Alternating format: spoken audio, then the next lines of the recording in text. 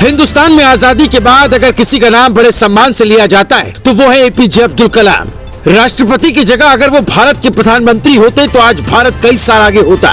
पूर्व राष्ट्रपति डॉक्टर कलाम प्रधानमंत्री होते तो क्या होता बताएं। उसके पहले सुनिए उनका वो किस्सा जो ना तो कोविंद पूरा कर पाएंगे ना कोई और। कहते हैं इंसान पैदा एक बार होता लेकिन मरता बार बार है। लेकिन किसी ने क्या खूब कहा है, मरो भी तो एक बार, दुनिया जिंदगी भर याद रखेगी। अटल बिहारी वाजपेयी ने जीवन में जो अच्छे काम किए उनमें से एक अच्छा काम है कलाम साहब को राष्ट्रपति बनाना। एक मिनट के लिए सोचिए, अगर कलाम पैदा ही ना हुए होते तो हिंदुस्तान कैसा होता। जब देश के राष्ट्रपति एपीजे अब्दुल कलाम बने थे उस वक्त पंडित नेहरू, इंदिरा गांधी और राजीव जैसे ताकतवर नेता प्रधानमंत्री बन चुके थे। लेकिन भारत का एक सपना अधूरा था। भारत चीन से युद्ध हार चुका था और ये बात कलाम साहब को कभी हजम नहीं होती थी। इसलिए मछली पकड़ने वाला बच्चा वैज्ञानिक बनकर भारत के लिए कुछ करना चाहता था। और यहीं से शुरू होती है कहानी एक छोटू की अजर अमर बनने की। जन्म तमिलनाडु के गरीब परिवार में हुआ। पिता नाव चलाते थे तो कलाम साहब मछली पकड़ते रहते थे।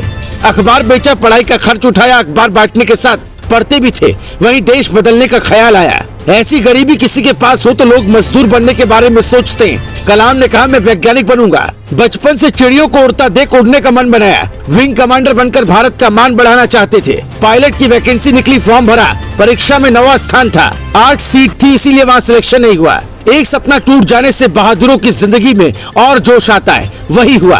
एक दिन की बात है, कलाम की डीआरडीओ में सरकारी नौकरी लग गई, लेकिन कुछ सीखने को नहीं मिला तो नौकरी छोड़ दी। एक दिन इसरो के फाउंडर विक्रम साराभाई जी से मुलाकात हुई और वहीं से जिंदगी बदल गई। नामी वैज्ञानिक विक्रम साराभाई ने कमाल की क्षमता को पहचान लिया और फिर वो हुआ जिसका इंतजार आजाद भारत को करीब 50 साल से था। विक्रम साराभाई ने तबादला इसरो में किया और यहीं से बन गए कलाम, मिसाइल मैन कलाम। अब उनके सामने 2 लक्ष्य थे। पहला भारत का सफल परमाणु परीक्षण, दूसरा अमेरिका को ये बताना कि नया भारत कितना ताकतवर है।